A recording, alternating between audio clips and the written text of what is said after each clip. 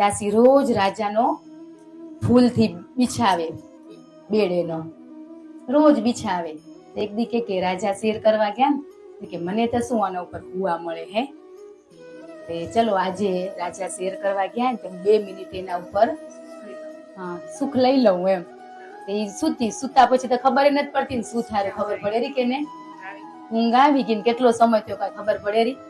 એ હુઈ ગઈ ને ઉપાયથી શું થયું, રાજા આવી ગયા ને રાજા જોઈ રાજાને શું આવ્યો, ગુસ્સો આવ્યો ને એને ખણી ચાબુક ને દાસીને એટલો માર માર્યો. એટલું માર્યું ને કે દાસી હસેરી ને રોવેરી.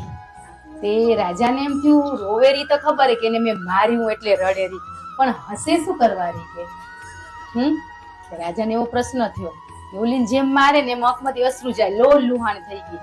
એટલું માર્યું ને એક પાય હસે તો રાજા કે પૂછી જ લઉં કે દાસી તમે રડો રો એનું કારણ તો મને ખબર પડી, પણ હસો કારા?